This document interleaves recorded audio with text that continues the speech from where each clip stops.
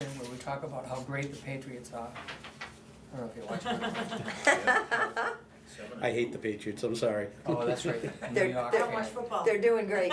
No, It's too bad New York doesn't have football. it doesn't have anything to do with that. It's just the way when I lived down in Connecticut outside of Hartford, when Robert Kraft played Hartford, basically to get his way with the city of Boston, saying, I'm going to move to Hartford. He got everybody in Hartford all worked up. And it was just a ploy letdown? to get more money out of Boston. Oh, we can't let the Patriots move. He never intended to. Good morning, it's 9 a.m. and welcome to the Wednesday, November 12th, 2005 Idlewise Board of Commissioners meeting. The first thing we do after the call to order is approve the agenda. I'll make a motion to discuss and approve the agenda. Second? And this is a suggestion that we decide whether we're going to recess to discuss budget warrant articles. We'll do a little bit of that today. Yep. And a non-public session It's to up to you discuss guys. recent communications on Hutwell driveways and 48 Edelboden. Yeah, we should probably do a non-public. So with Okay. that, how do you vote to approve the modified agenda? Aye. Aye. 3-0 on the agenda. Now at 9:01, we move to the approval of the minutes of the 25th of October. Special meeting of 25th. And that was the Saturday master plan meeting. Yeah. And the regular meeting that happened last week on the 4th. First, I'll make a motion to discuss and approve the meeting of the 25th, which was the master plan hearing. Second. And the only thing I had was, at the end of the first paragraph, there's an errant I in the middle of a statement. Where's that? Right at the very beginning. Oh, at the beginning, first paragraph. Oh, okay. Which word? Oh, right after VDOE, there's an I. Yeah, very public meeting. Huh? So that's the errant I that needs to be. So it's not a misspelling, it's No. an Yeah, extra- it's just an, it's extra I at no cost. don't vowels cost money? Yeah, Oh, they I may. do.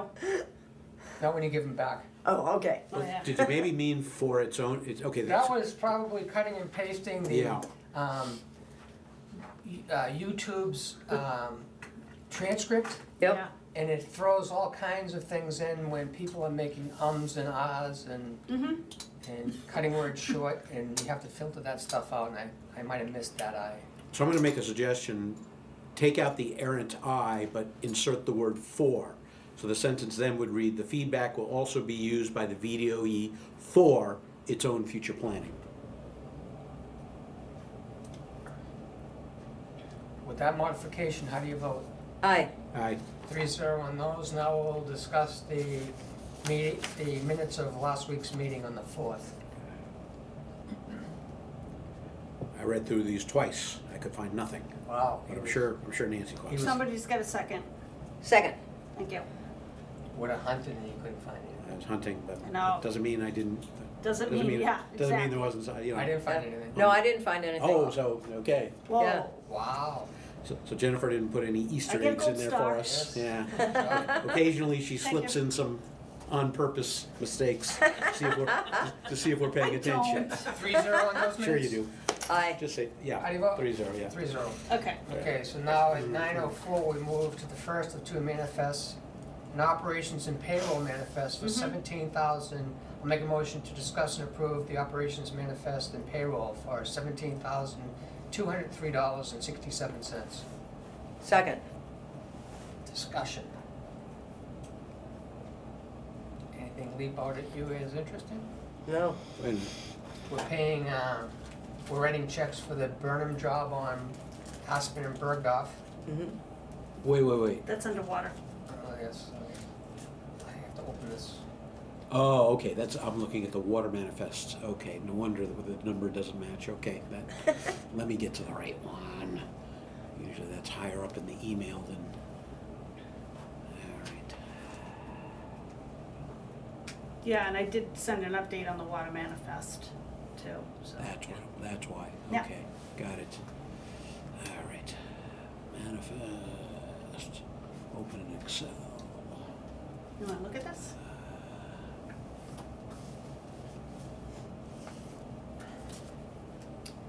So we're paying Alvin J. Coleman $781.86 for gravel. They went down on Aspen and Bergdorf, I believe. We're paying Napa for the usual fluids, our favorite Blue Def. We're making it $4,632.04 payment to the New Hampshire Retirement System. Yeah, That is for, how many employees now? 3, but there was 3 pay periods in October. Okay. They bought some supplies from Silver Lake Hardware, 55-gallon drum liners and paper towels, and they paid Verizon Wireless. And then the full-time and part-time employees and the board got paid. Mm-hmm. And that's how we arrived at $17,203.67. Any questions on that? No, just the, obviously the bulk of this is employee payroll and benefits. Mm-hmm. Yep, okay, How do you vote? Aye. aye, 3-0 on this manifest. The next manifest is the water manifest for $11,356.22. I'll make a motion to discuss and approve this manifest. Second. There are 2 checks to the Burnham Construction Company for the job they did on Aspen and Bergdorf, laying 536 feet of new water main and installing an overflow culvert and a blow-off hydrant with thrust blocks.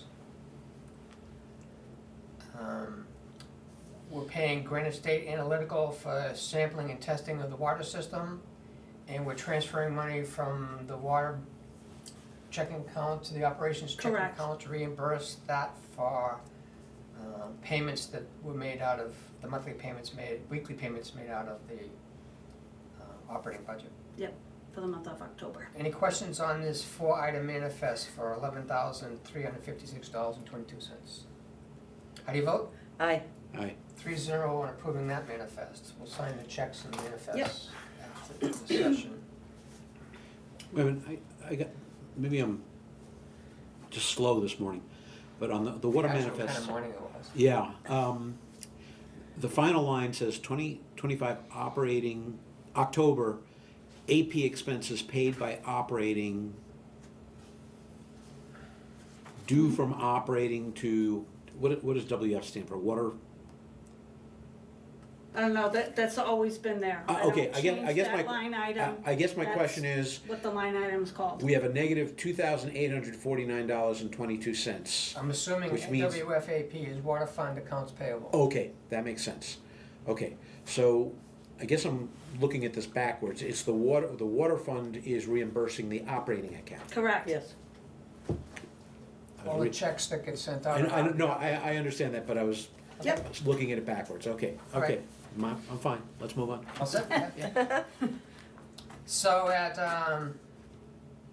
9:08, we'll discuss DPW. Jeff is not here because he's busy doing as much as he can before the roads really freeze hard.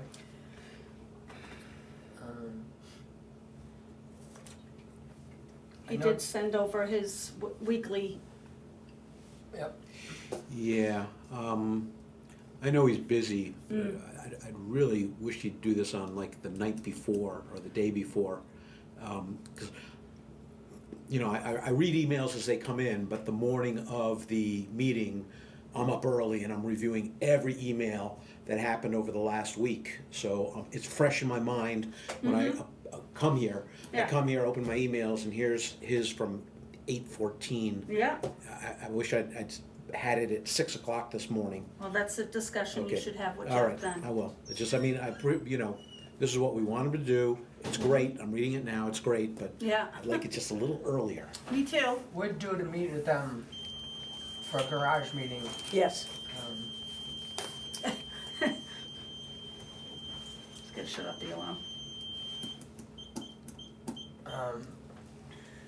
So you wanna schedule one of those where we can discuss that and other things with the whole crew? Yeah. That'd be good. That's I don't just. know when the whole crew's gonna be in the same place, Yeah. because they have this is hunting season, I'm not sure. I don't have Tony's schedule memorized. Yeah, but- he may not be in tomorrow, he's definitely, probably won't be Friday, so, And not today? he's here today. That's why Right. they're trying to, Get stuff done. yeah, Yeah. Wanna try to meet with them at the end of the day today? Yeah, I can't do that. I could do like right after lunch, but I've got PT this afternoon, so I Okay.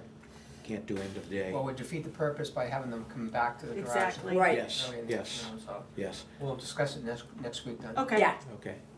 Yeah, let's find out when Tony's gonna be here next week. Okay, So we know that they took care of the Aspen Bergdorf.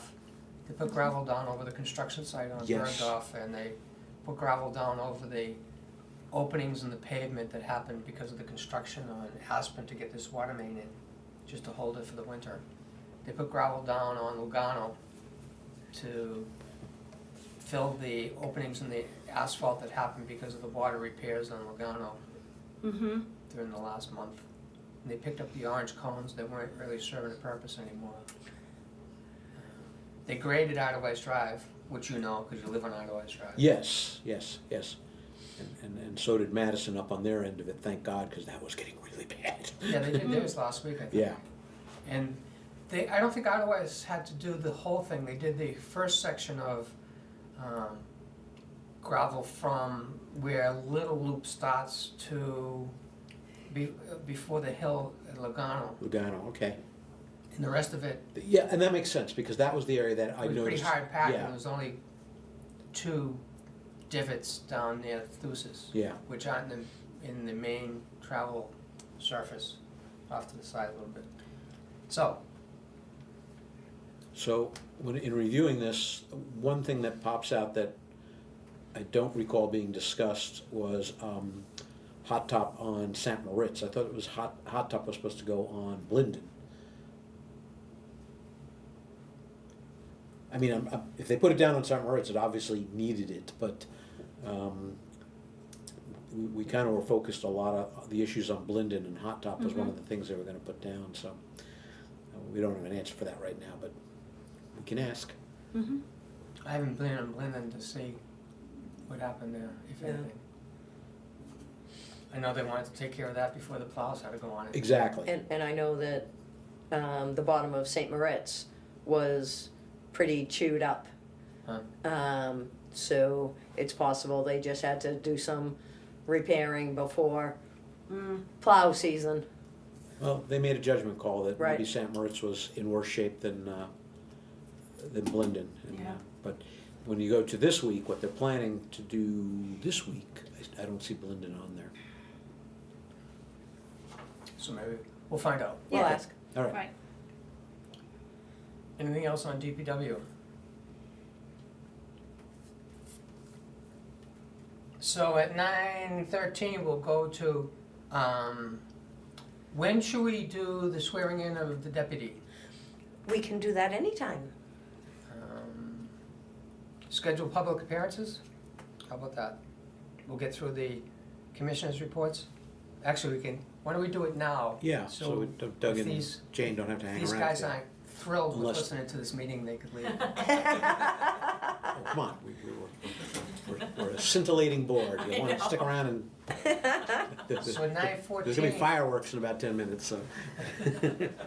9:14, we'll have Doug Prescott, the village district clerk, swear in Jane Gunn as the deputy treasurer, nominated by need a class. Dinah Reese.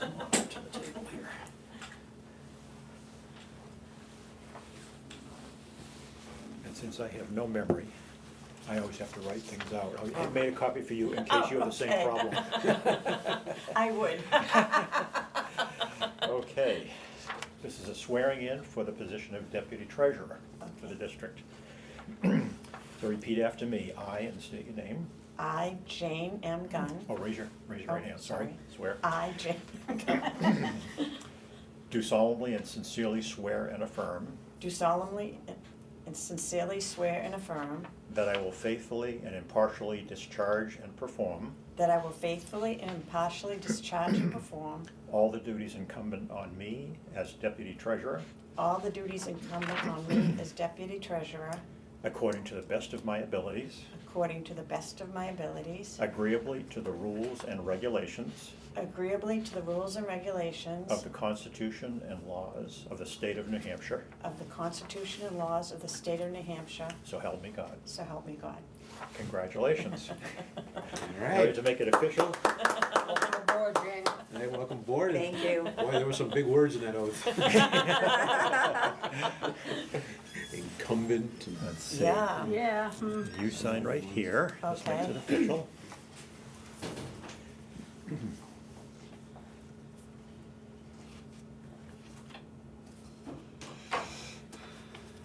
Okay. And I'll sign a date here.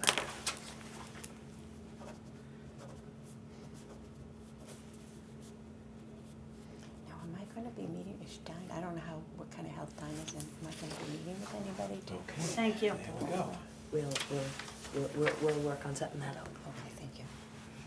All right. Very good. Thanks, Doug. Thanks, Jane. Well, it is scintillating, but I think I'm gonna head out because I have somewhere else to be, but. Okay. Nice seeing you, and I'm seeing you in the future. Yep, Okay, thank you, Jane. Thank you. So at 9:16, we'll move to commissioners' reports. And I'll start off saying the Burnham Company finished the project last week and their equipment, last I saw was one excavator left, and I'm sure that's gone because they were moving on to the next project. The start of this is we have the check, the final check, which is, I think, over, like, not the 23,000, it's, I think it was the last 15 something. it was the biggest of the three Oh, it checks, was? which is 23. Oh, it We is have that 23. check waiting for a copy of the pressure test. Remember, the water operator said it was Okay. important that we Yeah. have the pressure test on it. I assume that was because the state could ask for that, and he wants to make sure that we have that in our file. And Bernie knows that too. He has called, the contract called for E.J. Prescott to do the pressure test in the sanitation of the pipe and testing of that bacteria test.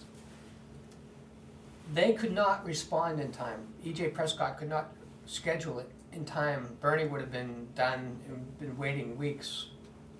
So we agreed to let him go to another company called Shapley, who showed up on time to do it. There was then the second phase of it, there was a couple of days delay. They gave him the thumbs up, and he finished the project, closed the hole, moved all his equipment out.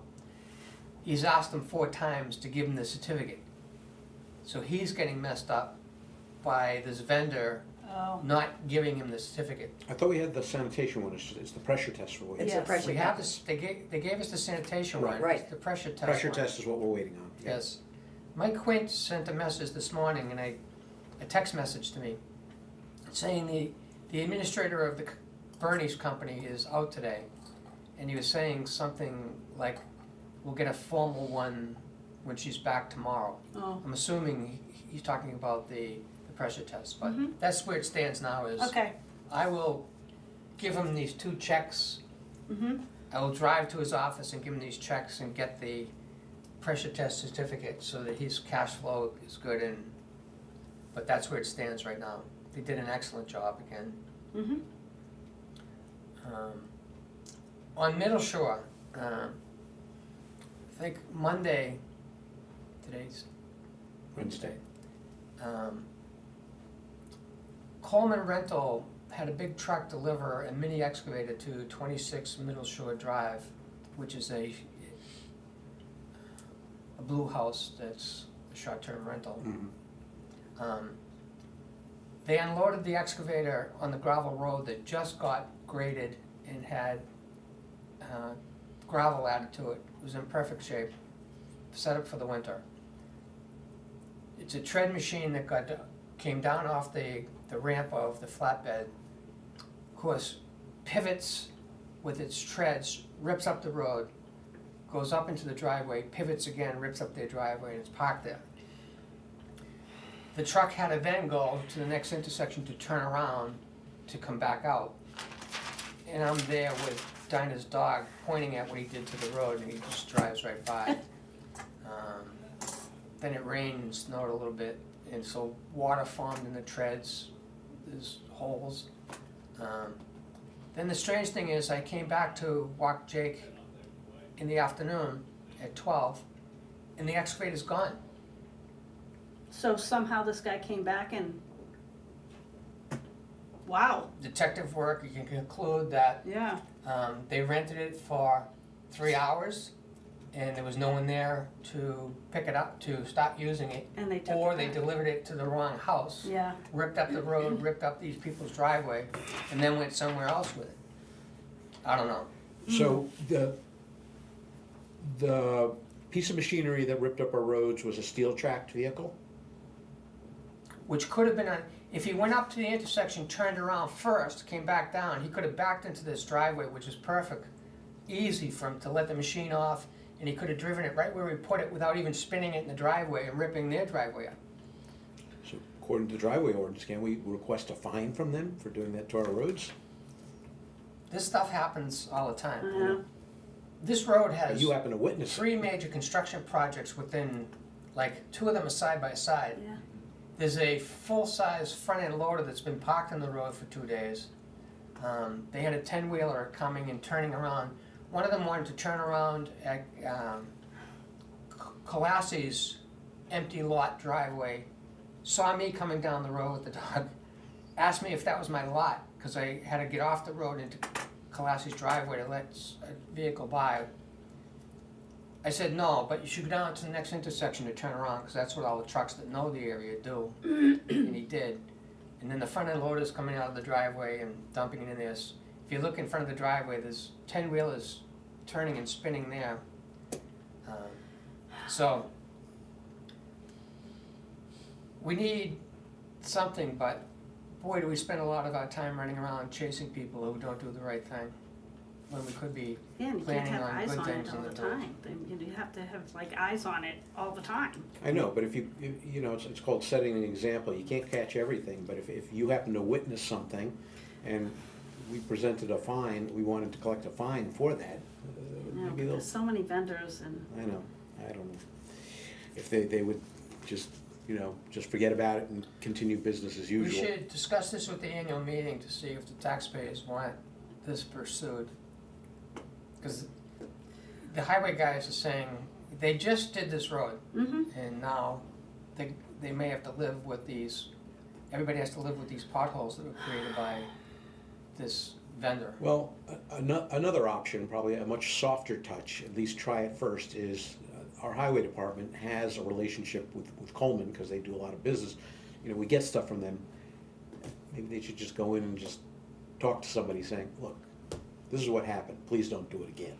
Yeah, next time, then we're putting them in a situation, Right, which it should be us actually. So- right. Well, it should be, but I'm not saying they go in and be How about this, hard No, they- butts, but just say, look, we work hard on our roads, and look what you did to us, please don't do this. I'd rather not put them in situations Okay. that could lead to a Alright. conflict. Correct. Because they have enough to do. I know. Correct. Okay. has anybody taken pictures? Well, how about this? I'll give a call to Coleman Rental and ask them if they delivered to 26 Mill Yeah, Shore Drive. right. Okay. Find out where that machine actually went, because there may be another problem that we don't know about. Yes. Right. And I'll report back next week. Okay. But this is a general thing, I'm gonna point out these things as we go. Yeah, and I agree, these things are happening left and right. Another one is on Still- Geneva Beach.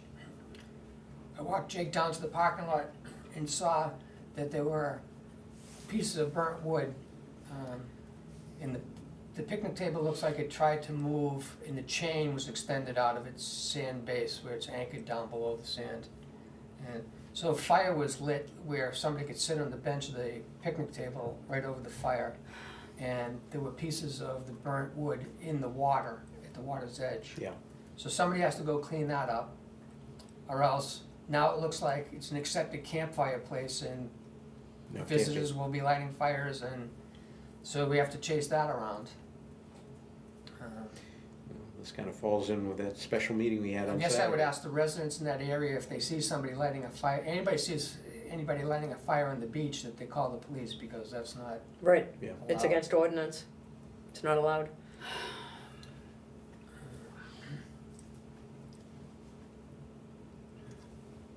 One of the things I'd like to do is, I'll make a motion that we sign an agreement with Bryant Paving to pave the FEMA shoulders that they gave us a quote on next spring. When they gave us the quote, they said they had a generic marketing line on the email that said they're contracting for next year. So I'd like to contract and have the date set for them to come in and do that. And I believe that was a $33,000, Mhm. which is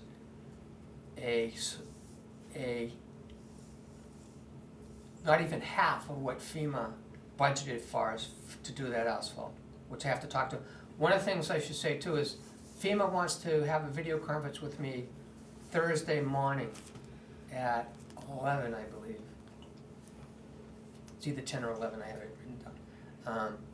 And they want to do some kind of final meeting, because they've obligated everything they're gonna obligate.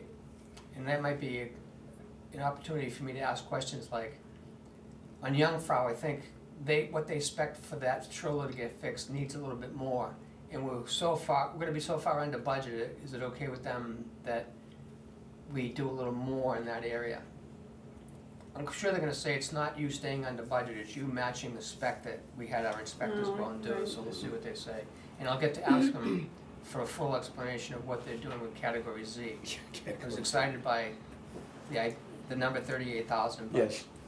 in looking at the details of it, I'm sure that they're driving a stake in the sand saying, here's the maximum, but they haven't told me the details of Well, what fire hoops I It have was to jump through. circular logic. It was- Originally, I told them I wasn't gonna apply for any of it, and they seemed emphatic about paying something for it. But then the number 38,000 came out, and that came out of nowhere on me. This gets So more anyway. confusing. FEMA Thursday, so I'll have that to talk about next week. So you started off with you wanted to make a motion. Motion on about Bryant that? Paving. I'll make a motion that we sign a contract for Bryant Paving to do the FEMA paving during the spring of 2026. Second. Discussion. Any numbers attached? They gave us the quote, which I could pull up. I don't have it right in front of me. About 38,000? Yeah, it was, and I'm sure there might have to be some flexibility when they're faced with the realities of their pricing next year. Like, what, the asphalt manufacturer is gonna charge the same thing now No. and next year. So, I'll have if we vote in the positive for this, I'll have a conversation and come back with what it is that they need to agree to book the time next year. Okay. Is this going to include Blinden? That's not FEMA. It's only the 6 roads that the shoulders were damaged by the Okay. storm in 2023. Okay.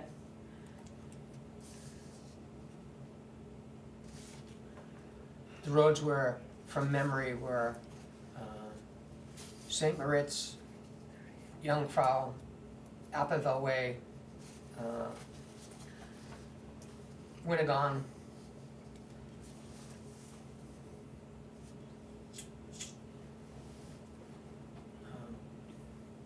Bristenstock, I think that's 6. And Sleepy, Dopey, So, any other comments or questions before we vote on that? Nope. No. Aye. We're not voting to sign the contract, it's voting that we're pursuing one with them, Right. and I'll come Yeah. back next week and Right. see if we have enough to sign anything. Right, I wanna book the time. Right, aye. yeah, that's what we kind of said we'd 3-0 do. on Yeah. that. Aye, yeah. I would like a vote on lifting restraints on me being able to discuss what happened in non-meetings with the attorney during my seat on the board in 2023.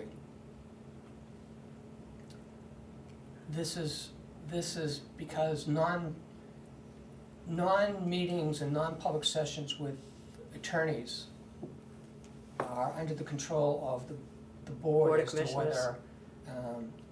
whether the minutes are sealed. And non-meetings require a vote of the board to lift the constraints on any individual of the board talking about what happened in non-meetings. So my motion is to lift the constraints on me being able to discuss what happened in non-meetings with the attorney when I was on the previous board with Letchin and Smith. Second, Aye, aye. no issue. 3-0. And the final thing I have is, I would like us to discuss raising the hookup fee for water connections. 2 From 10,000 to 14. to 14? 15. And the basis for that is the cost to the village of actually doing the hookups has climbed significantly since the $10,000 fee was established. And we're paying $3,000, and depending upon the hookup, we're paying closer to $4,000. And I'd like to make it so that we're getting $10,000 for the hookup into the water fee, the water assessment fund, and not losing most of it to the hookup itself. You mean by like a transfer? Like doing a transfer for from the water hookup to the water assessment? Is that what you're saying? What I'm talking about now is just raising the fee. Okay, I need water. all right, can you So in other words, stick with that? our, what we net out of that 14,000, Is variable. yes, can be variable, but Completely. what we've netted with the 10,000 fee over the past couple of years is less than when the 10,000 fee was first established. Way less. So now we want to, Sure. get that margin back up Right. so that we can cushion the water assessment. Plus the cost of what we invest in with the water system is going up. Right, Because we know the cost of maintaining the equipment for the town of Madison is going up just as much as we've seen here. And they have a lot more equipment, and it's going Mhm. up. And that means that our vendors, the contractors we hire, the cost of maintaining the equipment is going up on them too, Yeah, by a staggering rate. So anyway, back to, aye. yeah, I got no problem with that. so Okay, this will require us putting it on the warrant. I would think is the right way to do it, that we're not just raising the fee right now. Correct, it's part of the ordinance, so Yeah. it certainly has to go through the entire process. Yes. yeah, Okay, so that's just our intent is to Yes, change the hookup rate to 14. yep,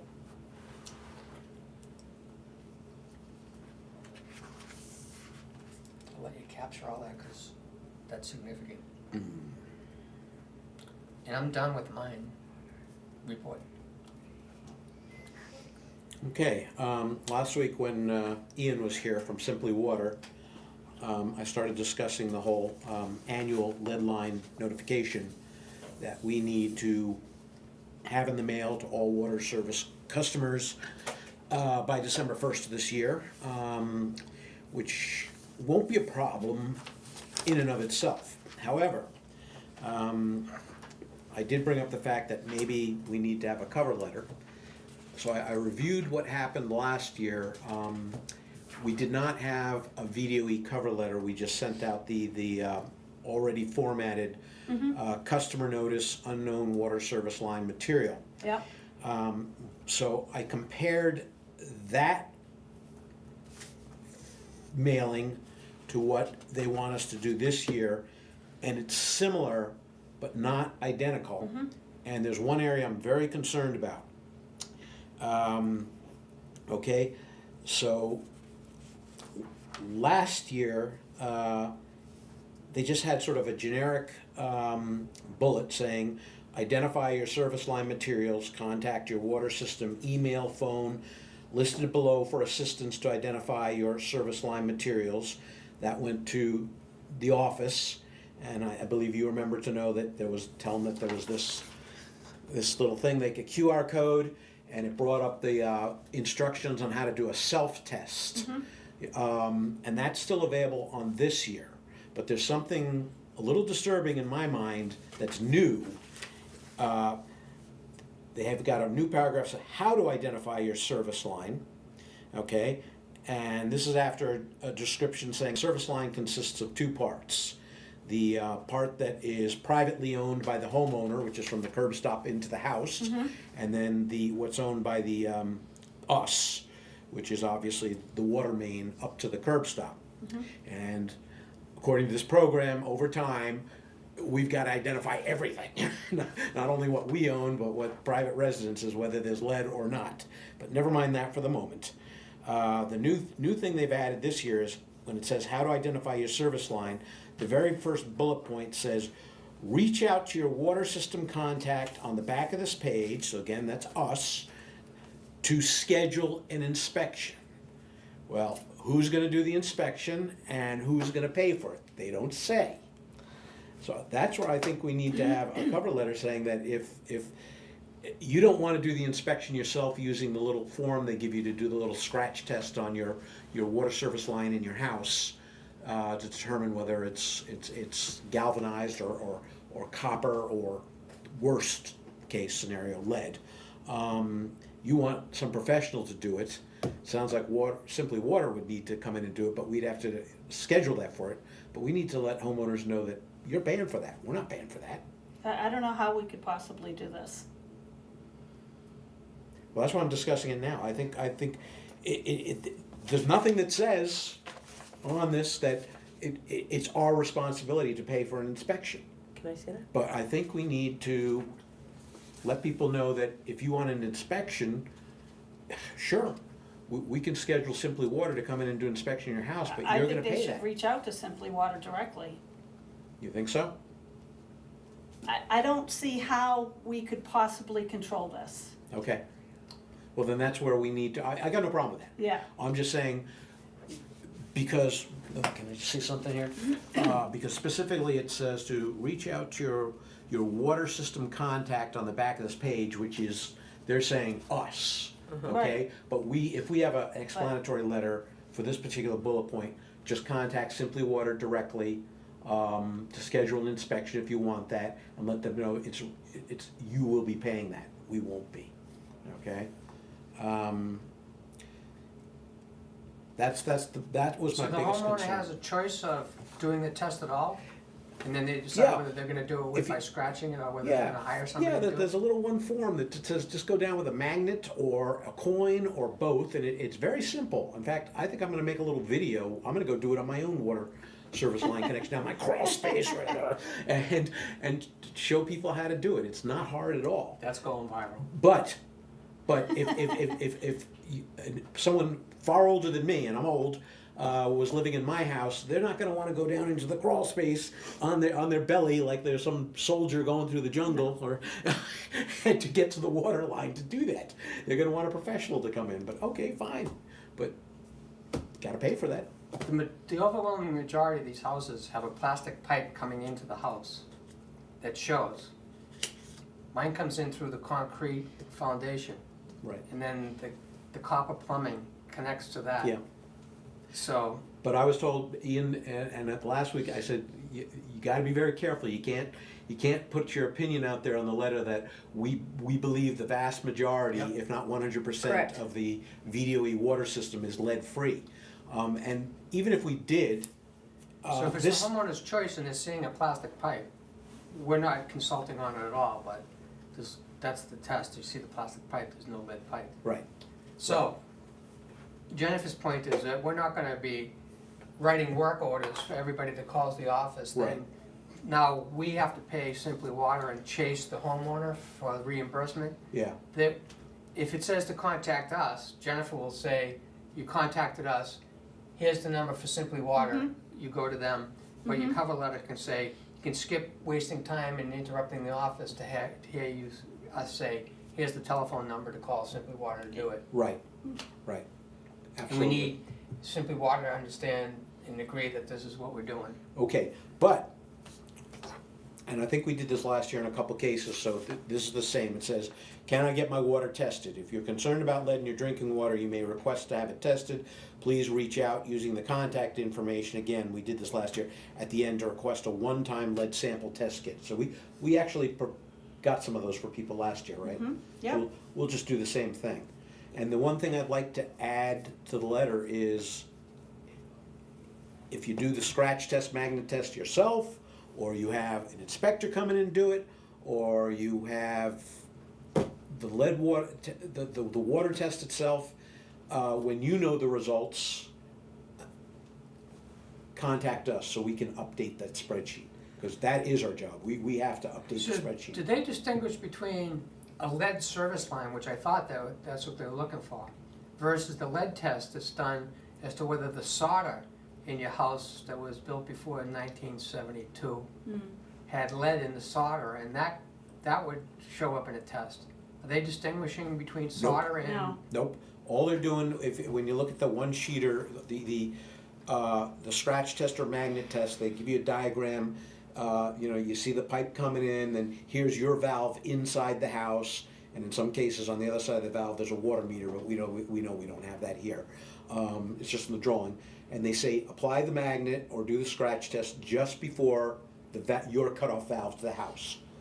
There's no talk about So that's solder the or service anything line. like that. That's just the service line. That's the. But then when they owner's test the service. water for lead, now the solder is in play. That's what I don't get. And we had a homeowner do it last year, and it did not get that house removed from the list, even though DES has and shows that that particular house was tested And passed, and passed. no lead. Okay, but So, that's why I think, we need to request the results of these tests so we can update the spreadsheet. So when we come to this point next year, we can say, here you go, here's our current spreadsheet, and last year there were, 600 unknowns. Well, we got 10 knocked off of that known no lead. Yeah. Whether they accept that or not, we don't know. That's out of our control. But we can assert, no, to the best of our knowledge, between these tests that you've told people to do, it said no lead. That's all we can do. Right, and we can't control people notifying us that they've completed a scratch test. correct, but there was a copy sent, because I remember seeing a copy, and we were questioning, why is this a private resident? Why do we have this Right, on test that result? one stop. Well, that Yeah. test result was from a homeowner doing the lead test. And the testing company sent From it the to water us, I bottle. think, Sent us a copy. which confused us because we hadn't seen 'Cause that happen before. Exactly. Correct. So we might get copies. That's good. That's good. So Right. We can keep our fingers Okay, crossed. so all I'm gonna say, Yeah, but I will take all that of up. this takes If you time, get, too. well, yeah, but if you get the information, just hand it to me. I'll update the spreadsheet. What information? On If we get a results of the lead copy.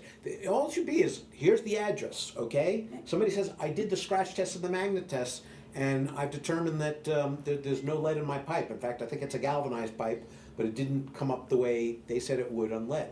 Well, I can add that to the spreadsheet saying, it's tested. When Done. you're looking at the requirements, do you have to, and I seem to think this is one of the requirements, you have to actually have pictures of the setup so that it shows that you can clearly see that it's plastic coming in. It asks for pictures, but it doesn't specifically state you have to have pictures. DES will not take it without pictures. I'll guarantee you that one. All right, so I'll add that to the letter. Yeah. Just, if you decide to take the test on your own, Yeah, please send us pictures. okay. And we should let Simply Water know that there's probably gonna be a couple people who are calling you that want you to come in and do this. Please take pictures. Yeah. And supply it to us. You should copyright the letter and copyright the video you're gonna make, because this is gonna be in demand. Yeah. We You've can send it to solved- all water you've solved it systems. for this unbelievably Owners bizarre program. program. Yeah. And it is a bizarre All the system. water users are gonna want your video and your cover letter. Okay. Yeah. Well, they'll have to pay royalties to the Village District of Idlewild for our licensing fees. Just donating. Okay. All right. The second one is, I'm glad we talked earlier about having a garage talk with the DPW, because I want their input right now as to what truck they want to replace the International. All I could do is I've researched what International currently offers to the best of my ability. That seems very similar to what we have now, but I'm not the expert there. On that, the town has been awarded Right, I a saw. grant for $255,000. Right. I think they're getting a Mac. I think I heard them say it's a Mac, which is interesting, because the truck that's being purchased has to qualify for the grant also. I hear, I haven't seen any of the text. I didn't recall seeing that, but obviously you don't. You got to. It seemed to me that whatever you're getting to replace the existing one needs to be sort of comparable. We have a 6-wheel dump truck that weighs X amount of pounds. I don't know if they're looking for, if these trucks are rated for emissions, and they have a schedule of trucks that meet the emissions that they're looking for. I don't know.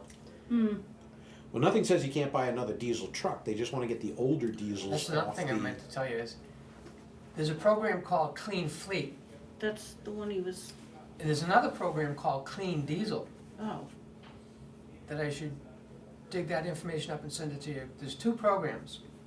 They're funded individually. The first one's by Volkswagen. Yeah, that's the So green. There's another state-run grant program for diesel, replacing diesels, and it's separate from the Clean Fleet, so I'll get you that. Burnham Company has all Western Stars, by the way. Right. And we know that the town has Kenworths and Max and Western Stars, so conversation with Josh may shed some light on how they chose the truck that they're gonna get with the grant when they jump through the fire hoops. Which also involves drilling a 3-inch hole, 3 inches wide, 3 inches deep into the block, Engine block, yeah. and cutting the chassis at a certain point between the front and rear wheels. How much does it cost to drill a hole in an engine block and cut a chassis? I don't know. Even that little move. And you have to plan that out. Where is it you cut it? At the salvage yard? Right, and the program wants to know when that's gonna happen, so So they if can they have witness it if they inspectors want. available, they can send them out. wow. Yeah, So they get a lot, the town has a lot to do to get through this, as well as financing. Yeah, I think well- they decided last night they're gonna take the money out of the unassigned fund balance. okay. Buy the truck cash, no lease agreement, no interest payments, and then the reimbursement money goes back into the unassigned fund balance. Right, but they're still not getting 100%. They're getting 80%. There's different I think they awards. said they're gonna spend, it's gonna cost a little over 100,000 of the cash. They'll take out the money to buy the truck, and the reimbursement won't be 100% of the truck, so they'll get Okay. 90%, 80-90% of it Yeah, back, something like that. but I don't know what their thinking was, and their needs are different from ours. I'm going on the assumption that what we need is just a modern day comparable to what we have with the International, but modern, So you need to first hear what the DPW thinks that they want, yes. and then see then learn more about the program as to whether they have any say as to what we get. Right, because like International there's 2 different models that fall there's just one's like called a CM series and others like a CV series, and under each of those series there's definitely 6-wheel dump truck, one that has a plow. I mean and again there's a lot of stuff that I don't know that they can illuminate on. One of the things that was criticized in the acquiring of that truck, the one we're replacing, was that it wasn't four-wheel drive, Correct, and it shouldn't be going down Clausen. Yeah, correct. Whoa. yes. So, did you get an indication that the highway department wants an international, or you just going because that's what we had? When I did my drive with Jeff, there was no real preference, other than they're just saying that we need something to replace this. Yeah. And because this is, they're convinced it's gonna go belly up any day now. And I'm saying, well, don't let it go belly up. We need it to go for at least another year. So I can tell you how bizarre it was to think that we were buying a piece of equipment for over $300,000 back in 2012 when we were researching the purchase of the grader. To think that we're buying a truck for $300,000 now is. I know. Yeah, well, that's another thing. The prices are all over the lot. I can't nail it down, so that's why we need to. What are the features, the exact specs you want on this new truck? And they were talking about it. I mean, Tony brought up at some point, we should all just go down to the dealership and they'll. Well, yeah. And I still agree with that. Yeah. Because again, this is just all brand new to me, and I don't know what's going on. But I did, so that's why I just researched international, because I was able to make sort of a apples to apples comparison. But if you start bringing in Max and Kenworths and Western Stars, I'm out of my league there, out of my depth. So we need their help on that. Okay, That's all I have. very good, thank you. What do you got, Nancy? okay.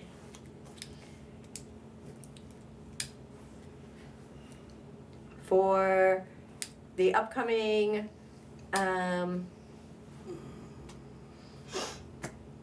Saturday morning. meeting, not the Saturday meeting, the, one for the driveway ordinance. It needs to be, it's gonna be December something. We picked December, 2nd or 9th.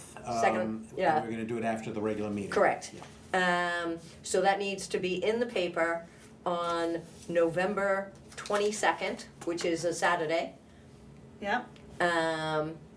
So that'll give us the 10 days in advance, and it has to get, and that's the posting date. Yep. So, we'll have to get that ready to get into the paper next week, so that it hits the paper on the 22nd. So we should choose the date right now? Or do we, the two dates that we haven't chosen one yet? She's given the drop dead date of November 22nd, and that would To be meet in the paper, and that requirement was- for the December 2nd meeting. That was based on, what did we say? I think, You started by saying the 2nd and the 9th. Right. Are we yeah, I saying think it's it was the 2nd. So should we vote to say that it's the 2nd? Has that happened? No, we didn't. Last week we just discussed two possible dates, but we didn't decide on one. So That's what I'm Correct. I guess today is the Right. day we should decide on one or the other. So I'll start with the 2nd. I'll make a motion that we have a public hearing on modifying the driveway ordinance at a time certain on the 2nd. You saying afterwards, I'm not sure we should do it that way. Unless we pick a time and we recess the meeting, go into the hearing, which we could do. So I'll make a motion that we have a hearing on modifying the driveway ordinance on December 2nd at 10 a.m. So we can- Second, All right. So we'll start our regular meeting at 9, recess at 10, go into If the we have public to, hearing. or we end it at 9:58 Okay. and go into this thing. I'll recess it and then reconvene after the hearing.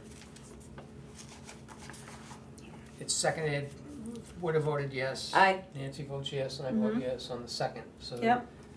Now we vote to put it in the newspaper? yep. So, gonna make a motion that we put it in the paper and post it for November 22nd, that Saturday paper. Second, All right. Aye. 3-0. Okay, some of the stuff that I have next is listed further as far as the annual meeting and stuff like that. We ran into an issue last week where it was found out that the auditor had failed to submit the 535.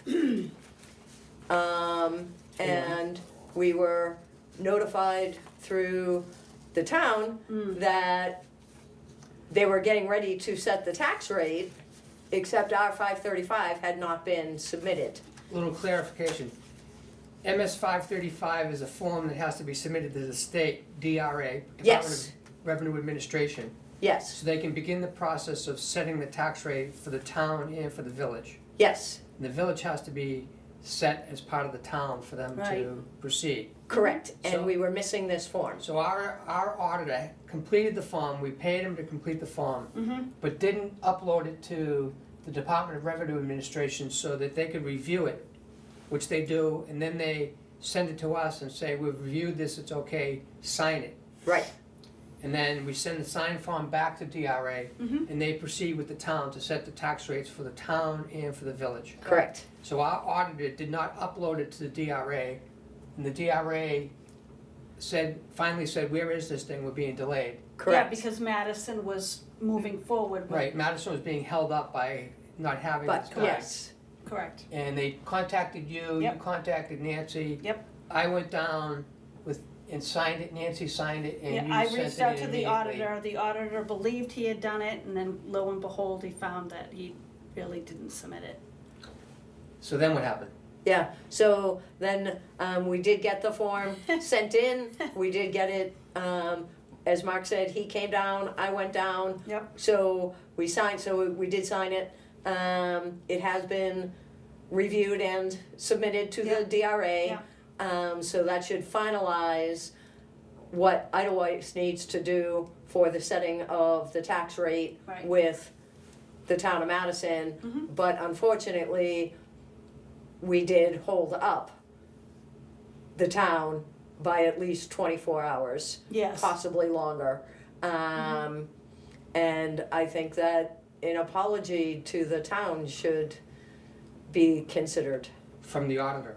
Yes, So we would write an email to the auditor explaining how they didn't do well here. right. And they caused stress. They caused to town stress, hall, and we think yes. that he should acknowledge that. Yeah.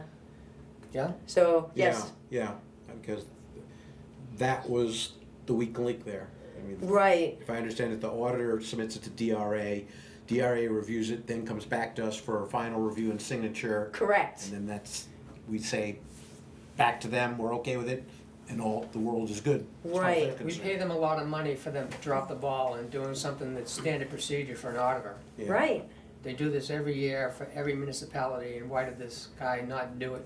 yeah. So, like I said, I'm just thinking that, you know, the district should reach out to the auditor and, Okay, but to the specific individual who's at fault, or to the whoever? owner of the company. The owner of the company, yes. Michael, yep, Okay, then yeah. Yep. It's gotta go to the top. yep, just so that they are aware that they held up the town from setting, and the DRA from setting the tax rate for Idlewites and for the town of Madison. and we don't want that to happen again. And, yeah, it's very bad, Bad form. yeah. So who writes this email to Michael C. at Plotznick and Sanderson? Do you want me to draft it? Yeah, I was gonna say, I'm not so good at drafting Okay, I'll that draft stuff one. these days, so, I'll draft one and send it through the office, okay, and then next week. and we can sign it next week. Does Thank you. That need to be a motion? We can put that into motion, that is a motion that Mark will draft an email to the auditor, outlining what happened with the 535 and the lack of submission to the DRA, and that the board will review it next week. Second. Aye, I'm just going to suggest, if, obviously, it's your time, but if you're meeting with, doing a FEMA meeting on Thursday morning. You want to write it? I was All thinking, yours. I might want to come in, I wouldn't know what to say, but if you, I could try. But again, this is all a new process to me. What I was going to suggest, if the letter's ready Thursday morning, I would be more than happy to come in, sit on the FEMA and sign, so it gets out faster, that's all I'm saying. I'm gonna do the FEMA from my house. Oh, okay, not from the office, Right. okay, never mind then. Could do it from the office if you wanna hear it. I don't have a problem with that. Yeah, I think I'd like to hear it, just to get more educated on it, just make sure I'm good on Thursday morning, which I think I am. That'd be good. So Yeah. is this now a public meeting that I have to post? Yeah. It will Because be. you're- All I'm saying is, it seems like this letter to the auditor should go out quicker than a week from now. Speed of government. What? I said, speed of government. Well, there is no such thing, but we all agreed that this was, you know, a big oops and needs to be addressed in a timely manner.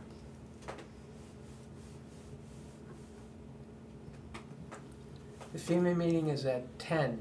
There's a video conference with FEMA and New Hampshire Emergency Management. Okay, that's tomorrow. Okay. So do you wanna kind of recess this public session could. for tomorrow? Good. It would make my life easier. Yeah, because there's not enough time to post No, it, there so it isn't. has to be recessed. Yes. Thank you.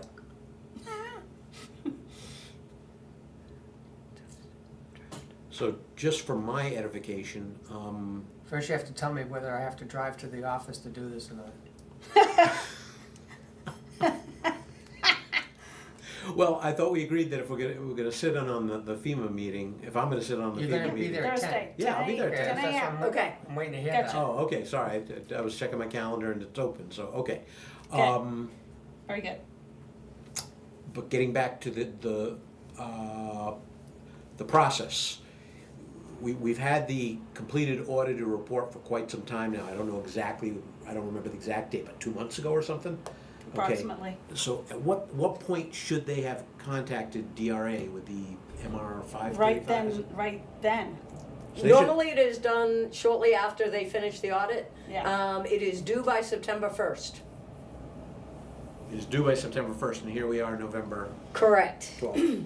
correct, We'll run into the office to sign in a panic. right. Okay.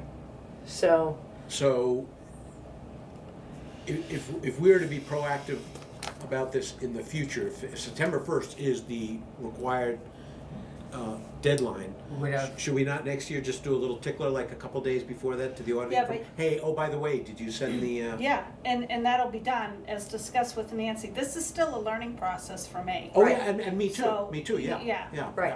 But this one will stick in my head. You can Yes. believe that. Oh, I can see why, yes, okay. Like, that won't happen again. Right, Yeah. okay, good. Yeah. We know you'll be, you After know, all the like running around and panicking, thinking I didn't do something in No, no. DRA No, no. and, September Yeah. 1st of we know you'll be the squeaky 2026. wheel next year.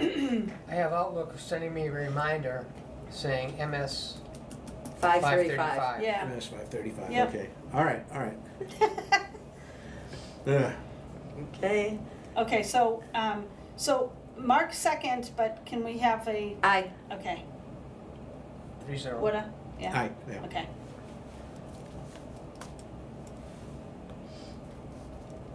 Okay, and the other thing I have is that there was a correspondence from a resident that was questioning, it sort of read like he was questioning whether or not we have class 5 and class 6 public roads or private roads. And I just want to throw out for the record that all the roads in Idlewise are owned by Idlewise, but they are class 5 or class 6 Right, Public. public roads. And I specifically brought that up to one of the Yes. attendees at the special hearing, the zoning board meeting, was it zoning board? Planning. Yeah, planning board. Planning board, Planning board. yes. That was a different person, I think. It was That a was it was that a was different person, but, so obviously the question's out there. Yes, So yes. I just want to make sure that, But his We're confusion was addressing, they're yes, private it- roads, and I said, no, they're public, even though They- the VDOE owns them, they are public roads. they are still class 5 and class 6 public roads. Yes. Now, we've asked the attorney to write a memo for the public that articulates the advice she gave the village, the legal advice she gave the village district on the handling of the paper road Correct. Yes. that is part of the proposal for the cell tower on the Olson property that abuts the top of Idleways. Right. Summit. We don't have that yet. No, and once we have it, we'll have it posted so that everybody can read it. Are we Okay. agreeing that in the email that I think you're referring to, that was sent by, 88 Oak Ridge. Yep. yes, that Oh. the Okay. only thing, and so is this already on the agenda later? It was down in correspondence. So we'll Yeah. handle it now. The only thing I saw in the questions that he had, which was something that 91A would say that needed a response, would be the document that we're talking about from the attorney, which doesn't Correct. exist yet. Right. Correct. So my opinion would be that we responded to that email by saying, we have asked the attorney to write a memo stating her position in Mhm. advising the village on the Class 6 unnamed paper road, Yeah, and we will send that to him when yeah, we get. and that's been done. When You we already talked- did that, yes. okay. Okay. Yeah, Good.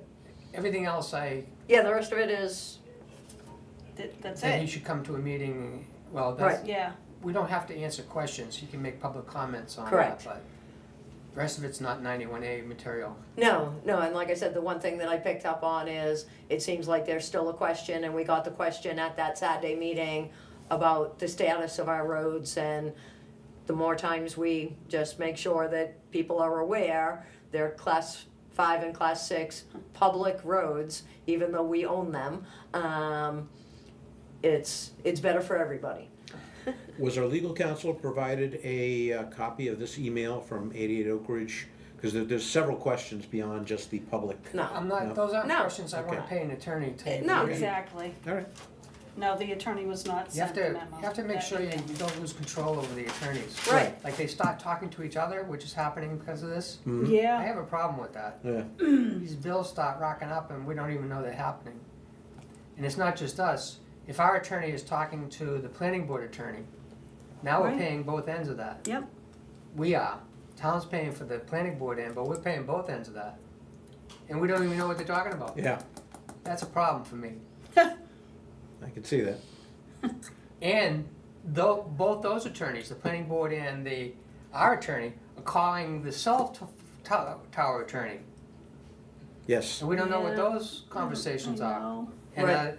is our attorney and the planning board attorney asking the same questions, having the same discussion with the cellular attorney? So, it's a rodeo, right. It is. or more a three-ring circus, but. Anyway, Barnum and Bailey. that's interesting, huh? Let's go Yep. on to the next thing. Okay, and everything else is under the admin report, so we'll deal with it Oh, then. gotcha. So at 10:08, we move to number 6, the water system, and there's a note here. Curb valve repair work request orders for Yep. 9 West Bergamo and 3 Porridge View Place. Correct. Porridge View Place. Don't see much from that. Mm. So. So these originally started out to, well, one of them being the water turned back on because he paid his overdue water. And in the interim of doing that, they found that it was a leak and potentially needs to be some repairs done to the curb valve. 3 Portage View Place was a seasonal water turn off. So the tricky part about that last one is which side of the curb stop is the leak really on? Because Well, that yeah. determines whether we're paying for it or whether it's the owner's problem. Correct. Correct.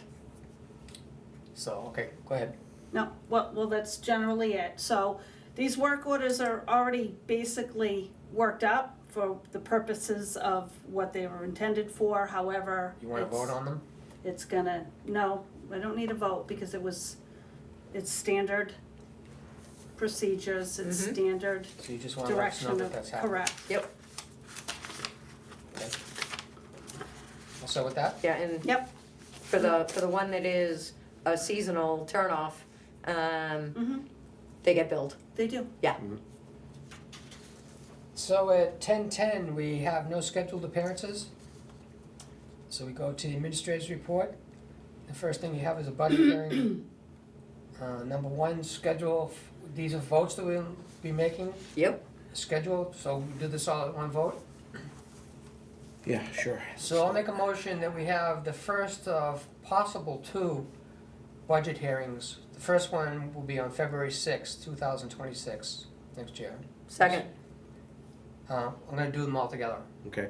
Should we need a second hearing as a result of changes after the first hearing, the second hearing will be on February 13th, 2026, if necessary. And that we establish the annual meeting date of Saturday, March 7th, 2026. Correct. That's a motion, those three dates. Second. Can I make a comment on that? Yes. I'm returning on March 5th or 6th, which is really tight. As long as there's no blizzards coming up the coast, I'll Yeek. be able to make it, but if there's a weather problem, I might not make it. And you have a backup. You don't have a deputy clerk? Yeah, that's me. Yeah. So, So you better drive down and get him. yeah. Obviously, I'll do it if you don't make it, but we know you will. So that's the motion. How do you vote? Aye. Aye. 3-0 Okay. on those dates. Okay. So, So going along with that, now that we have the date, we need to get the school, Yeah, the form- Paperwork that in. form sent in. Yes. Correct. yes, very good.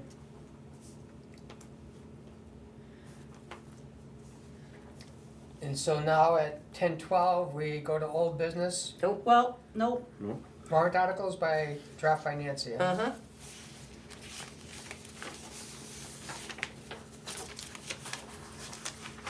So these were warrant articles that we have previously talked about putting on the 2026 warrant.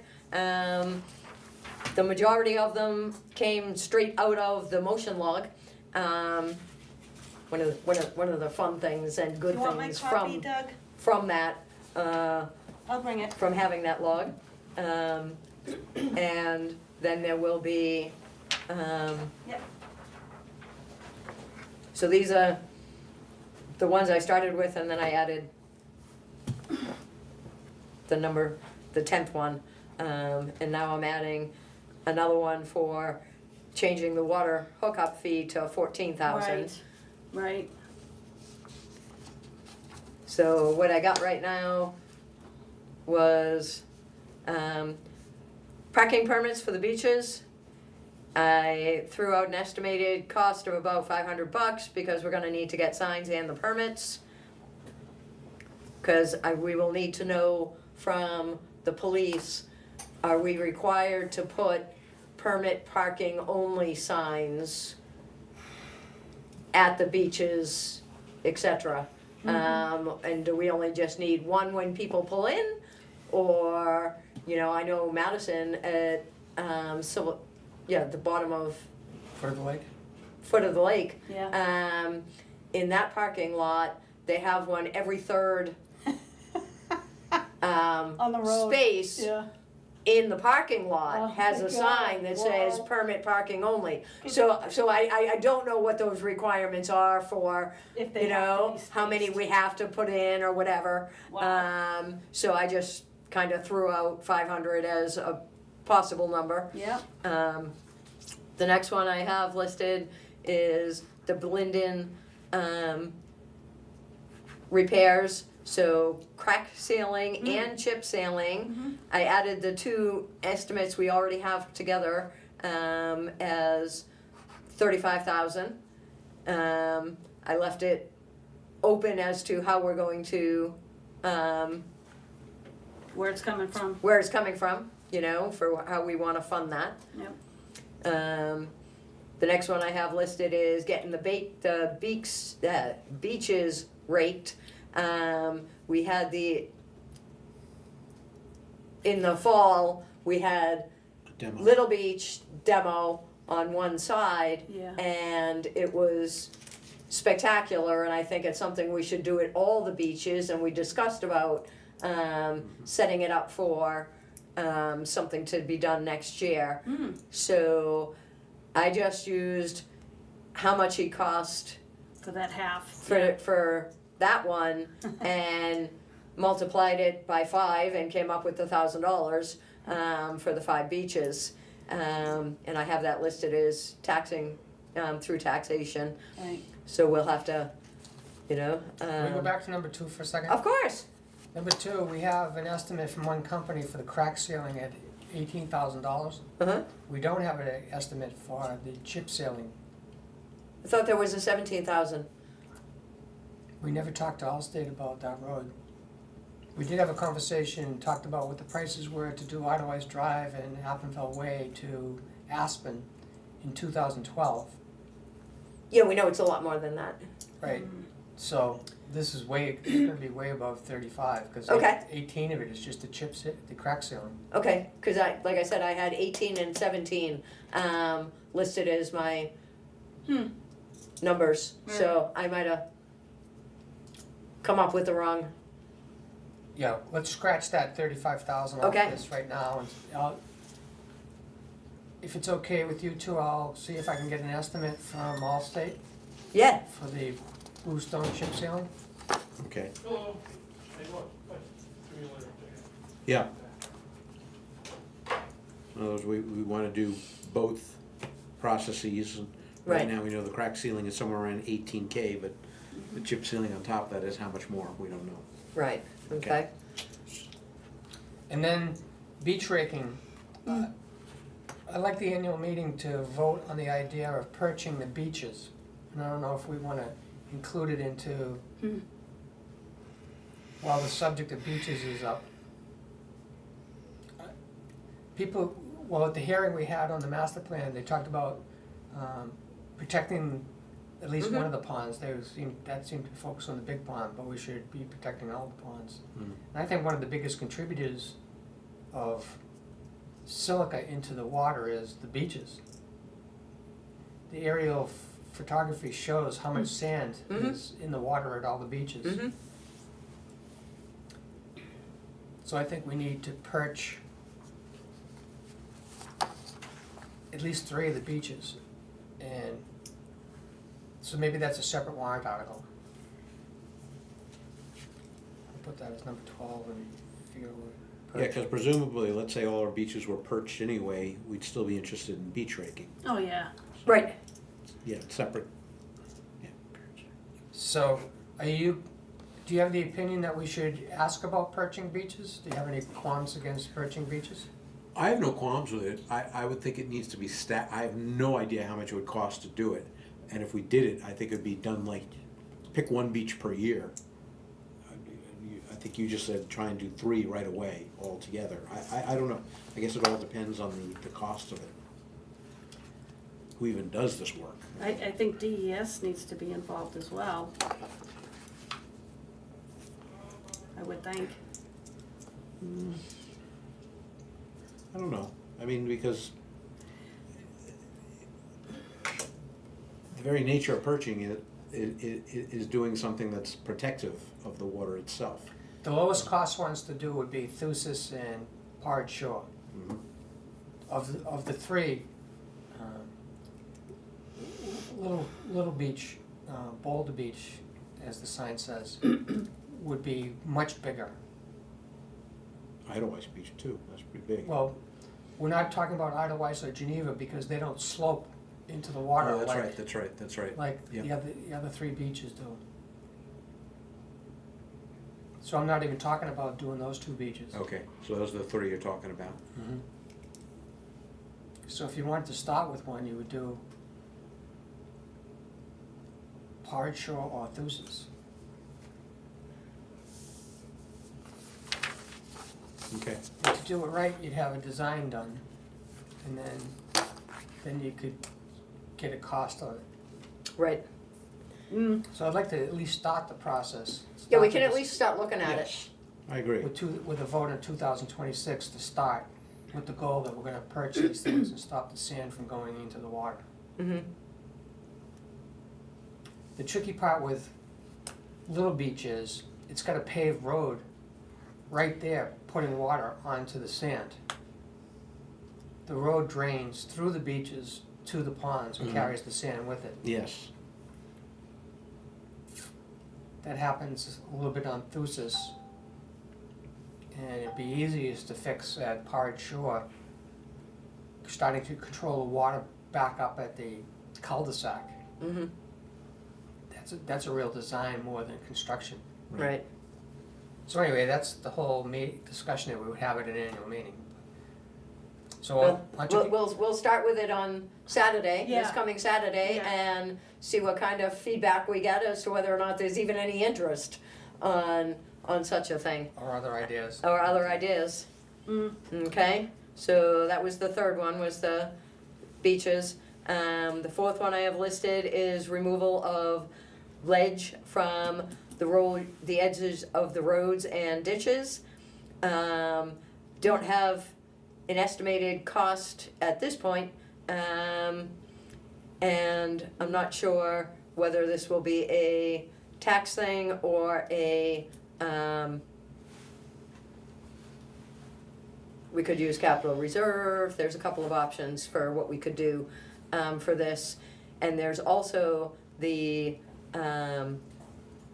loan that we are going to be encumbering that was authorized this year, that we haven't touched or didn't actually take. Right. So we can factor that last year's vote into this year's annual meeting, saying that we're going to get, or we're going to take the loan, We are gonna pursue it, and yeah. put it in. So that'll be future discussions, but right now, that's just things we can think about for how we're gonna fund some of these things.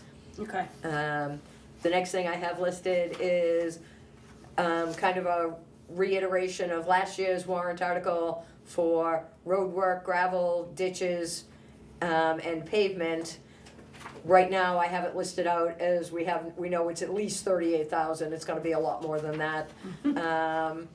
And that is the one where I'm thinking we can probably use some of the FEMA money, because it's gonna be, some of the work is gonna be on those roads that we're getting the money. right, for. Right. Yes, yeah. So, so that could be some of the FEMA money. So we'll have to And think about that. That's a loan. Yeah, it could be part of the loan. That's gonna could be a budgeting. FEMA, could be a straight up, we're gonna put $20,000 Okay. into, Yeah. it's, Yep. we haven't quite decided yet. Okay. The next one I have listed is a new truck to replace the International. And I have that listed out for funding through the grant, provided we get the grant. Where did you come up with the 71,744 though? If you look at where that's listed, highway equipment capital reserve is 71,000. Okay, never mind. I misread that. I thought you said the It's truck. not fully The funded truck for is gonna cost a whole lot more than 71,000. No, that's how much is in the capital reserve. Okay. So okay. we can All right. we can factor that in I see. to funding, I Gotcha. getcha. you know? Okay. Yep. And then taxes is the next thing listed on that. Then there's the pond ordinance. I think I spelled ordinance wrong here. Yeah. Um, Ordinance. But don't worry. We know what you meant. Okay. Ordinance. It's okay. So the pond ordinance, for the board to be able to update it moving forward. So get that last line out. And yes, I will pull the RSA that gives the commissioners the right, and we'll have that as part of the packet. Okay, yeah. The next one I have listed is Como Zone. for actual construction. We have the design, mostly, for the Como Zone PRV. So whether we want to move into the construction phase for that, and I think that would be a very worthy project. We are scheduled to have a video conference with the engineer next Tuesday afternoon. Yes, And so one of the things is to review where he is with the bid package for that, which we plan to have during this winter to get prices before the annual meeting, before the budget dates. right, So we need to make sure he's in sync with that, okay, along with a couple of things. Mm-hmm. yeah. And it's been discussed many, many times. Ian brought it up again last week. There are multiple places in the district where we should start increasing the amount of isolation valves we have so that when something happens, notice it's when, not if, when something happens, we have more chances of reducing how many houses are without water during whatever it is that's going on. Recently, we were talking most about Appinville, the bottom of Appinville, Jungfrau, Lugano, you know. So I put it out there just to get us talking about whether or not we want to actually set up a warrant article for placing these isolation valves, and they're gonna help all of us, you know? So I got that one in there. Let me mention, what I would like to see us do is have the engineer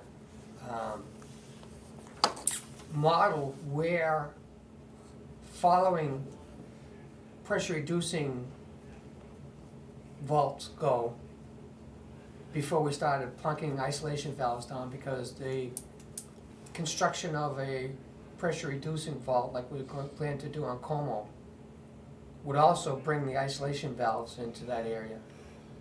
By putting the vault in, Yeah. that isolates it. Right. There's valves to shut that off. Mm-hmm. If you get what I'm saying is, first I'd like to see Nick lay out a map of where we need pressure reducing, because I think that's the biggest problem we have with leaks, is that our system's under tremendous pressure in certain areas, because we go from an elevation of 1,200 feet down to 500 feet. Mm-hmm. That, just the gravity drop on that is causing the old pipes to be under high pressures. And I guess he's already agreed with that idea, and Ian also agrees with that. And Ian's actually said we need 2 PRVs in the Interlake and Circle area. That I'd like to see Nick confirm and say this is where they should go. Mm-hmm. And any place else, that where are the next 2 going after that? And then say, okay, where are we not putting PRVs that we should put isolation valves in, and go for them first. Know where the PRV is gonna go. Don't put new isolation valves near them. Let's wait to put the PRV in. Where are we not putting PRVs, that there's a zone that we should put isolation valves in to reduce the number of houses that have to be without water during a main break. Does that all? Yeah, that Follow makes that? sense to me, because when we were looking closely at the whole design of the Como PRV bid, it kept coming up time and time again. Okay, once we have a design we like and it's approved, that's gonna be the standard design for all future PRVs. And I'm thinking, okay, where are these future PRVs going to go? And now you're addressing that. Where the pressure problems are. Yeah, okay. And Nick knows that by the models. Right. The model's changing because we're putting PRVs in, like Riggy, and the change that happened at Lakeview. Yep. And now, soon Como will be in and start giving us data on that whole zone. And the type of PRV we're putting in will give us data on the new zones that are created by putting these in too.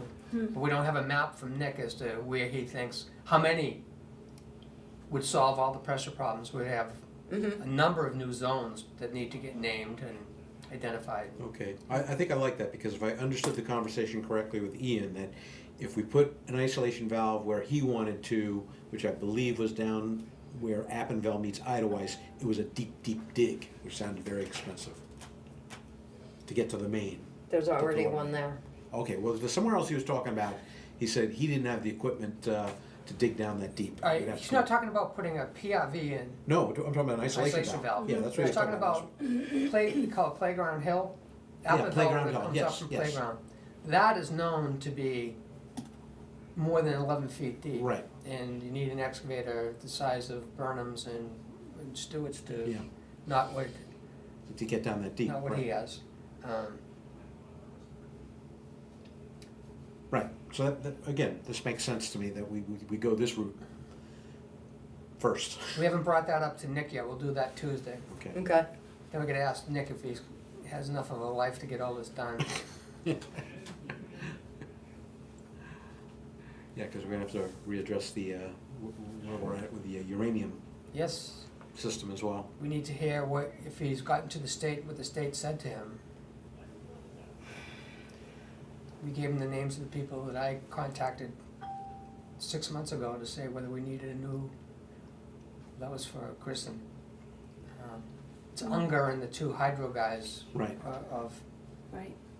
Well, I thought they just came back with some suggestions as to what they thought should be included in the design on the uranium, but it didn't sound like it was anything too onerous above and beyond what well, was already planned for. by this time of year, we wanted the bid package done. Yeah. And so we need to ask where that is. Okay, so for number 9, we'll hold off on the isolation valves, and I put a note on my sheet here, that says, look into new PRV pits. Yeah. Cause that's the way we'll probably go more for. We'll know more what to say in this area after we talk to Nick Thursday, Right. Tuesday. Okay. Right. Right, so we can set that up for the discussion on Saturday, say Yep. it can go more that more that direction than this direction. Then the next one I have listed, the last one I have listed, is to close a couple of capital reserves.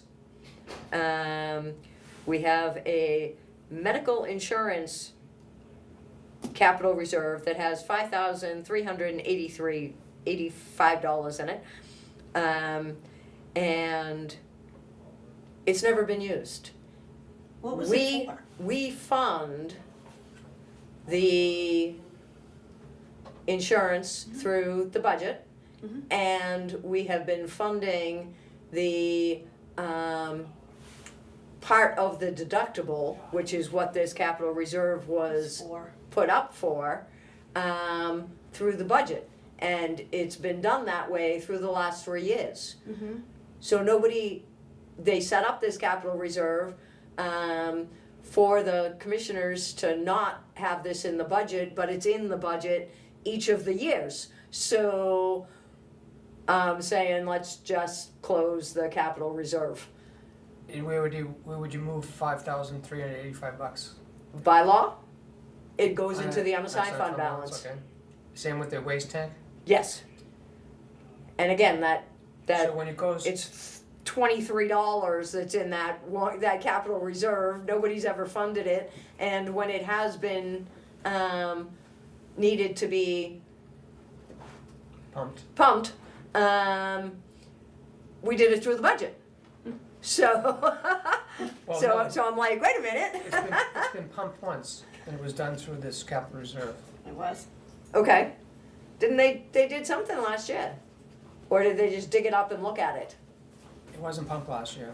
Okay. It was pumped in, Because they were talking about getting Mitchell to come by because it's clean. They were able to clean it. So we'll have to question on that. it's a But very anyway, involved story involving previous employees Right. that were doing things that shouldn't have been done. Right, And it cost a lot of money to have it pumped the one time I'm talking about. right, Now it's not being used the same way, it's not being abused the way it was correct, 2 years ago. right. So it's not being required to be pumped as hazardous waste at the same frequency, is my understanding. Right, So I don't know about, it will have to be pumped again at some point. And how do you wanna pay for it when that happens? I think it should be a budget item. We should know that it's something that needs, you know, that every so many years it needs to get done. And, That's why they set it up as a fund, right, because it didn't happen every year and need to be Oh, out of the I line see. item. okay, It's when those occasions occurred. And it's got an alarm system that supposedly tells you when it's time to pump it. mhm, But they sound it, they test the depths of it, Mhm. which is why they didn't have to pump it. There's been talk about not requiring safe harbors and the huge rates to have haul hazardous waste away. correct, Whether, North Conway Disposal could do it because they tested it and saw that it could be brought to, a regular septic place, yes. yeah. So, So do you think you wanna keep yeah, the capital reserve, in which case we need to fund it? yes. And that needs to be a warrant article. I would recommend that, but why don't we check with Jeff when we see him again Okay, to hear what he has to say about that? But we already have a capital reserve fund, it only has $23 in it though, for 'Cause- that Because specific we've used to purpose. pump that tank once since it's been put in, is my understanding. right, so we either need, yeah, like I said, we either need to fund it or close it. So right now, we might be looking towards funding it. Yeah, that makes Okay. sense. I just wanted to verify, we don't need to create a new CRF, No. No. one exists. No. It just doesn't have a whole lot of money in it right now. Right, 5, Not even- 5 what? isn't that what it started at? 5,000? For this capital reserve? It's either 5 or 6. We could look it up. It was at least 5, because it cost over 5 to pump it last time. Then we should put 6 in. Or more, but 6, let's Maybe go I'm 6 for the remembering that moment. it cost 6 when we had 5 in there. And how it ended up with $23 left over, I don't know. Okay, so I'll have that listed for 6. But let's verify that with, well, we'll see what the records have, Right, expenditures on that. Okay?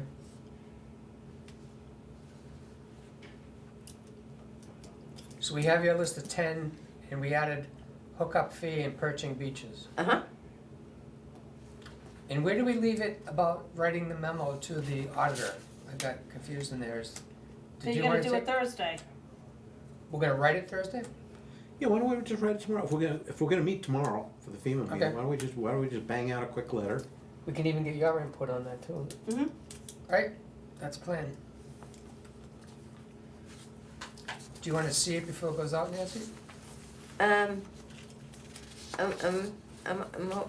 okay, I'm pretty sure you guys are gonna put it together correct. Yeah.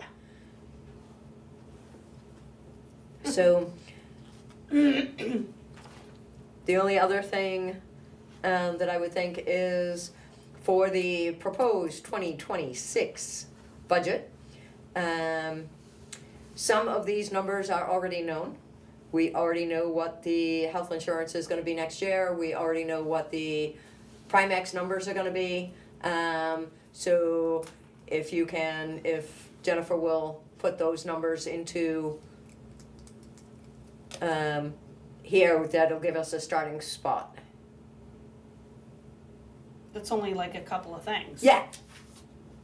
Yeah, the property liability is a big something, you know? 'Cause- Are we going over the budget this Saturday or just the warrant articles? It states budget and warrant articles. People will always ask about the budget We and, should distribute this with the caveats about the payroll not in this to the group. Okay. I don't know if you wanna create yours you do a different version of it so that you can read it more easily. But this is what I have in my head, is Okay, how it all all right, works. okay, so that's the one we're gonna, I know Jennifer just put one out recently. That's Yeah. what we're gonna use for this Saturday meeting? That's what I'm thinking. Okay. Yeah, but it doesn't include payroll this Yeah. coming Friday's Right, payroll. right, I get that. Yeah. Yeah, the budgets are still looking very well, especially given that we're into November. How many copies should we have of this? How many handouts should we have for Saturday? Doug, what do you think? How many handouts should we have for Saturday? 3, no. 12. Yeah, it doesn't probably. 12. That's two more than I would have said. I was gonna Okay. say 10 as well. Oh. 11.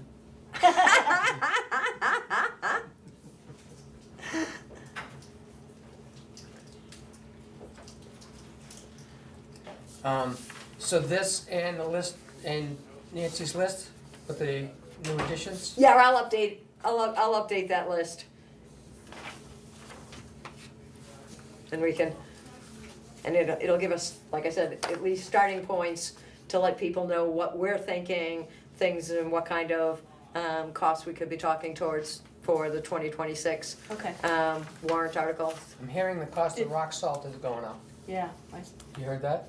well, through that particular vendor. I had sent that Okay, around. rock salt from any vendors going up. Really? Yep. Yeah. Figures. We need salt. Yeah, but we usually get it from From somewhere Ossipee. else, yeah, We get it from Ossipee Ag, yeah, so. we do. Did you want me to keep the 2025 warrant list on the last page? You might as well, because people will always wanna know what the status is of any and all of them. Yep. So do we still have to get these driveway illustrations into the latest draft? I don't know. I didn't put them in, so I don't think we did it last time. That's we were why all I in the have office. it on the. Okay, so tomorrow we'll do this too. Okay, And you have the latest draft of the driveway ordinance for me to put this in tomorrow? Yeah, you have everything, the last, But I'll do it on the computers at the office Sure. tomorrow with yeah, What are they? there's some adjustments to the draft. I mean, there's still cross-outs and lines and things we have to the But I like draft, review, the draft. with all of the X's and Mhm, everything yeah. that's crossed off, that is how it goes to the public meeting. Oh, it does. Because you have to be able to show the persons What we're changing. what started and what the new one is. So, all of that, That makes all sense. that wording actually Has to stay. stays through the public hearing. So what about the old, do we have to show the old exhibits as well?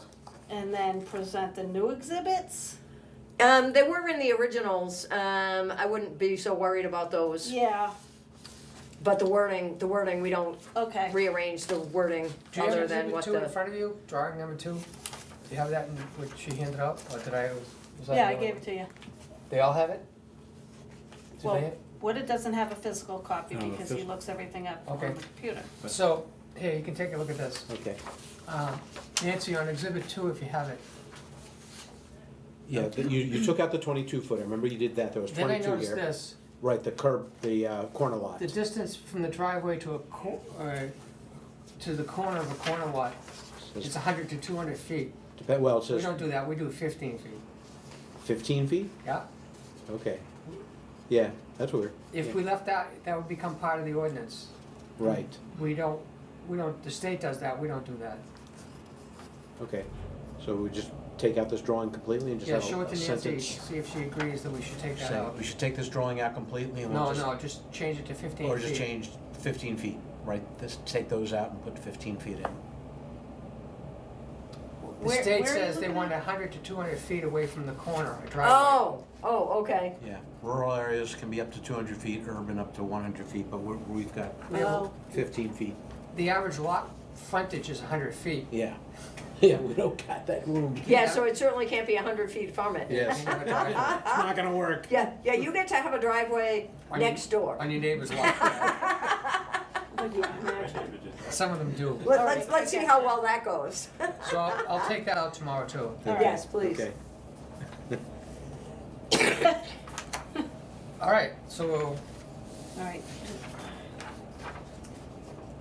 we did. so we're on an old business now. Phone system. We did just cover the driveway ordinance. Yes. Can I make a comment about driveway ordinance? I appreciate Nancy's comments about my driveway a few weeks ago as a model driveway. There's actually a problem in our driveway that doesn't conform to the ordinance. We don't have a negative grade to the road. But it pitches out into that rock field we But have. there's engineering Yes. done to deal with that. So, Correct. There's just a slight slope in the asphalt that moves all the water off into Yes. that Yes. rip area. Yes. And there's a pond down there to receive it. The problem was that Nancy wanted people to look at your driveway as the reference, but the ordinance is calling for a negative grade. Yeah. Right, Your negative grade is not obvious to the casual observer as to where it is. right, Right. And it would need a full explanation on site to say how your driveway works. yeah. So, Anybody's welcome to come and take a look at it. If they want me to give a tour, I'd be happy to. If there's a problem similar to that of how we dealt with it. and you have a gift shop where they can buy T-shirts at your Yes. driveway? Oh. Yeah. There's a driveway t-shirt and a riprap t-shirt.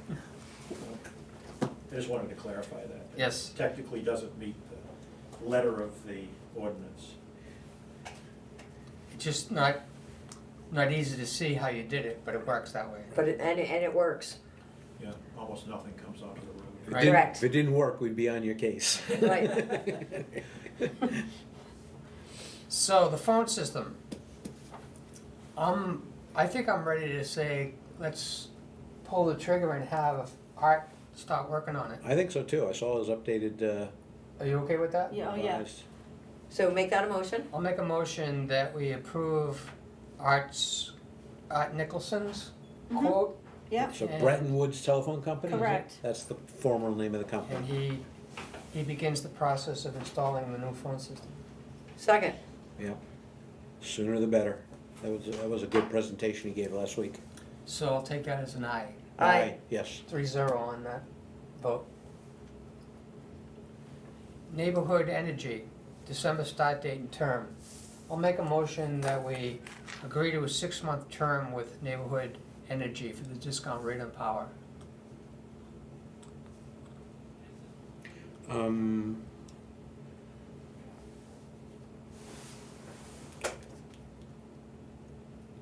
Last time we discussed this and we had some outside independent eyes take a look at it. No? Okay. It has to be seconded before there can be discussion. Okay. So either you're gonna second it, and we're gonna get into discussion, All right, I'll second. or it's gonna die for lack of a second. Okay. I'll second it for discussion. Okay. yeah. Okay. I'm just looking for clarification. I thought we had some independent eyes who looked at it and said that the savings were pretty minimal, Minimal. and that there may be some gotchas down the line where, you know, it could creep up and before we know it, we're paying more than what we were. The key for these things is to keep an eye on what they're doing. That's correct. And I just picked a term to start the discussion, Right. and I didn't want a year because it's harder to believe that it doesn't change and we're getting punished for signing a 1-year contract, but like Right. happened in the past. Right. I think it was actually that not only did the rate change during the term, but the term expired and they kept you stay on that contract You do until you terminate it. stop it. Yeah, So it'd be again putting it into Outlook to say, we need to time terminate to it. look at the power Yeah. thing again in Right. June. And if I recall, part of the discussion was that predictability is good for our case because we have a budget we have to stick to. And we can kind of pretty much know what we're paying under the current system, whereas under this, there could be a, changes, that if we're not on top of it. That's a matter of, we get the invoices, any change will be on the invoice. Correct. It's whether we're looking at Yeah. the change in the rates, not just the bottom line as to Mhm. the power uses. It's in the newspaper when Eversource changes the rate. It's not in the newspaper when Neighborhood Energy changes their rate. Correct. That's the key. Right.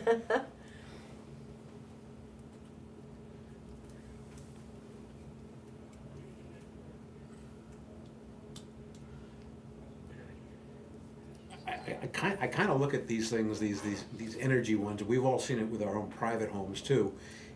It's kind of like when the cable company or one of the whoever provides your ISP says they give you a great rate, but a year later you're paying more than you would have been paying under your original carrier. Yeah. It's just.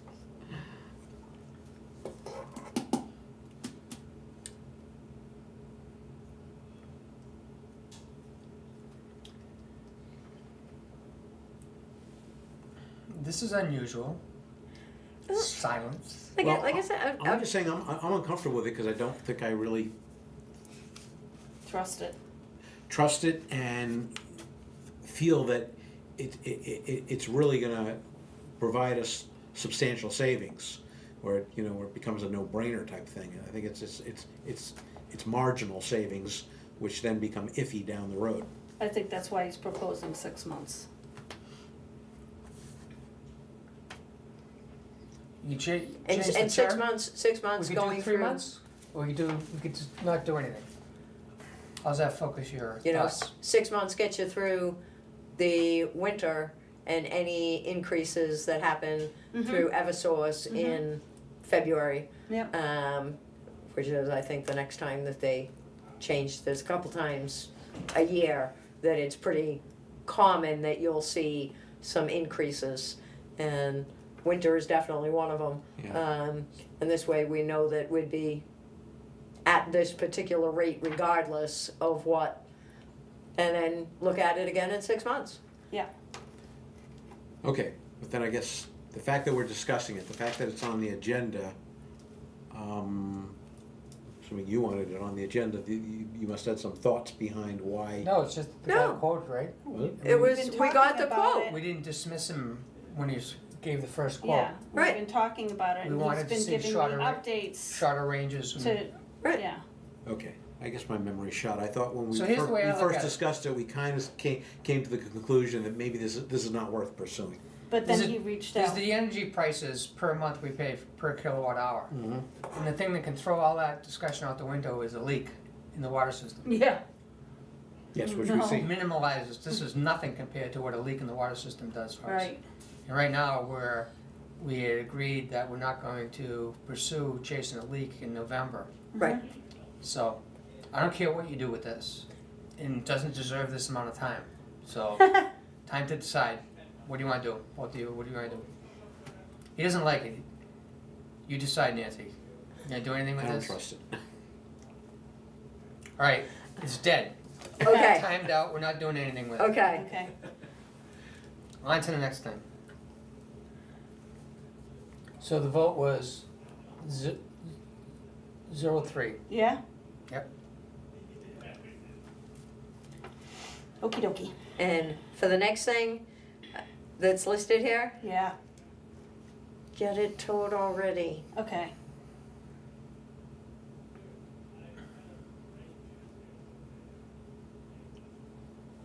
So I'm assuming it's still there as of this It morning. is. It is, Yeah. it is, so we will need to talk to chief and, Yeah. there's been- Did we say what we're talking about here? This is the trailer This is and the how the- the up. trailer. The trailer. It appears to be an abandoned trailer that's The parked in the registration's Hutwell expired. parking It's lot. been overdue to get towed since October 8th. right, And as I recall, the police chief told us if it's an expired registration, then boom, it's gone. Whereas if it was still, Well, let's not discuss it any Okay. further. right.